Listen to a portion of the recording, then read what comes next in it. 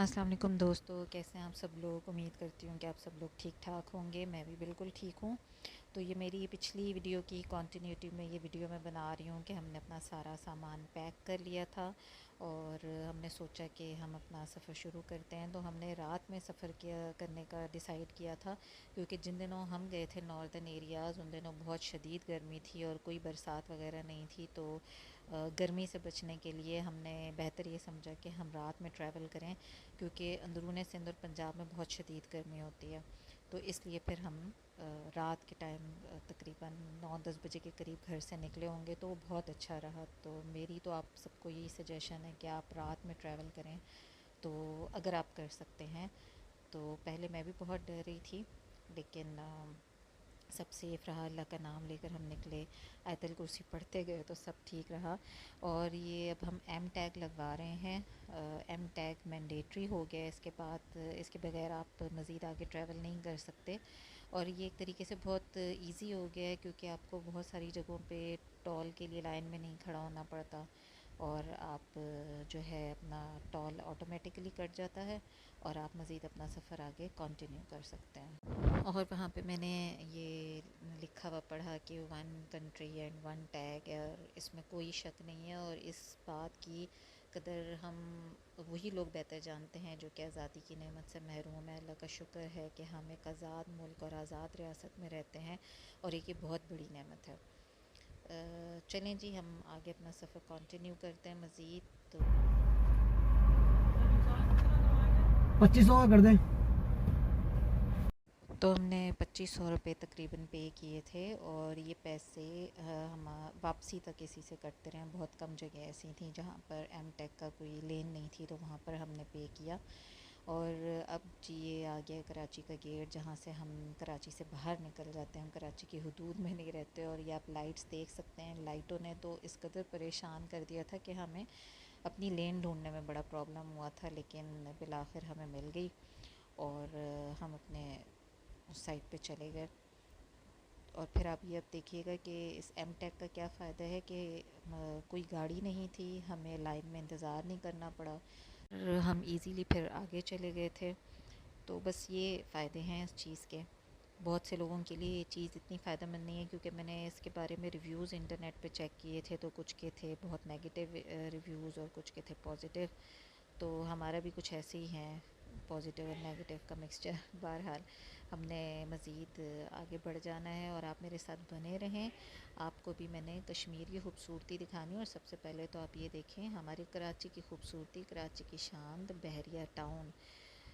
लोग कहते हैं बहरिया टाउन बहुत खूबसूरत है, और ये चीज़ ऐसे बाहर से देखकर अंदाज़ा हो जाता है कि अंदर से ये किस कदर खूबसूरत है, क्या लाइट्स हैं, बहुत ही खूबसूरत। और मुझे बहरिया टाउन की जो सबसे अच्छी चीज़ लगती है वो इसका एंट्री वे है।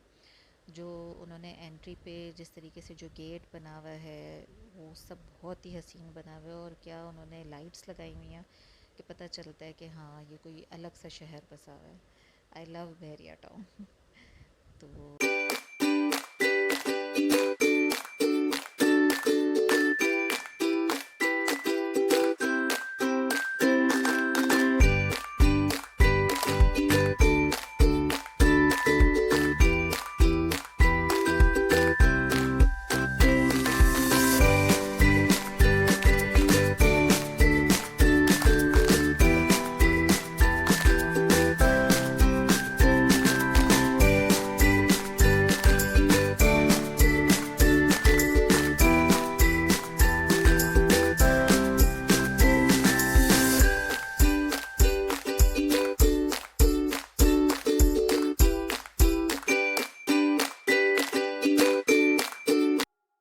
Approximately 10 hours later. तो तकरीबन हम शाम के करीब इस्लामाबाद पहुँचे थे, जो हमारी फ़र्स्ट डेस्टिनेशन थी। और ये बहुत ही खूबसूरत रेस्ट हाउस था, तो इसकी मैंने थोड़ी सी वीडियो बनवाई, जो कि मेरे हस्बैंड ने बनाई। और ये हमारा रूम है, बहुत खूबसूरत रूम था, एसी रूम था।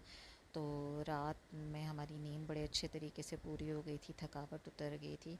और यहाँ पे मैं कुछ ज़्यादा रिकॉर्ड नहीं कर सकी। तो फिर हम सुबह दोबारा हमने अपना सफ़र कंटिन्यू किया, क्योंकि हमारे मेन डेस्टिनेशन कश्मीर थी। तो हमने सुबह में जल्दी ही अपना सफ़र शुरू कर दिया था। और ये देखें, इस्लामाबाद पहुँचते ही ना यहाँ की बल खाती सड़कें और ये दरख्त और ये पहाड़, इन सब को देख के इतना सुकून मिलता है, क्योंकि आप सब जानते हैं कि कराची में ग्रीनरी नाम की तो कोई चीज़ है नहीं, और जो होती है थोड़ी बहुत वो भी कोई छोड़ता नहीं है। तो हमारे लिए तो ये बहुत बड़ी नेमत है, और किसी के लिए हो ना हो, मेरे लिए ये बहुत बड़ी नेमत है। तो मैंने बहुत इन्जॉय किया इस सफ़र को। तो अब ये देखें किस तरीके के रास्ते हैं। हर शहर की अपनी अपनी ख़ासियत है, कराची की अलग, लाहौर की अलग, और नॉर्दर्न एरियाज़ की अलग, लेकिन हमारे नॉर्दर्न एरियाज़ का कोई मुकाबला नहीं है। तो चलें, आप मेरे साथ चलें, आपको मैं अपने साथ लेके चलती हूँ नीलम। You said never let me go. You said never let me go. You said never let me go. You said never let me go. You said never let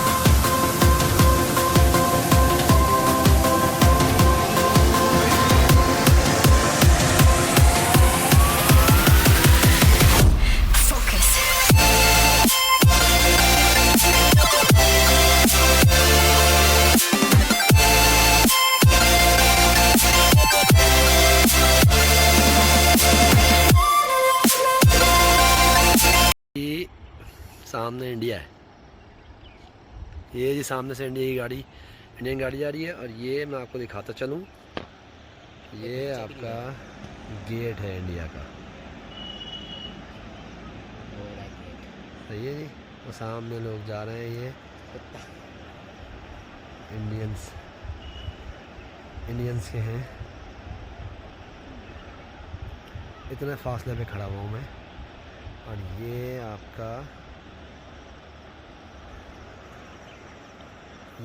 वो मकाम है।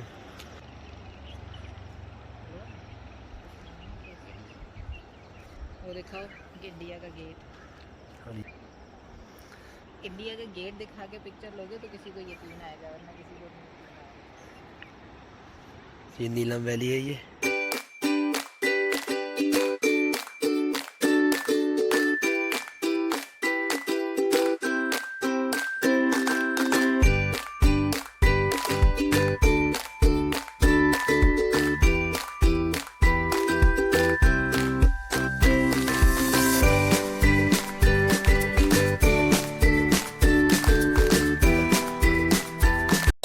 ये आप रात के चाँद की खूबसूरती देखें। हम बहुत लेट पहुँचे थे, इसलिए मैं रात में कुछ रिकॉर्ड नहीं कर सकी। आपको अभी मैं मॉर्निंग में नेचर का म्यूज़िक सुनाऊंगी, तो प्लीज़ एंजॉय कीजिएगा।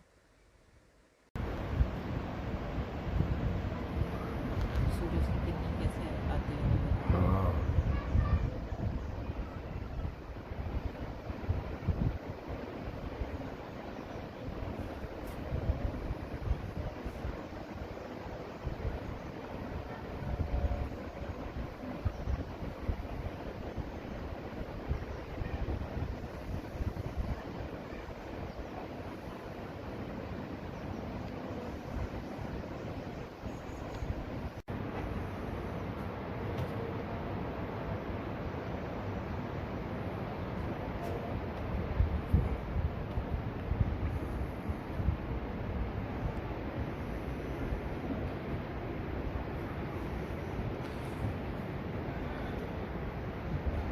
कौन है?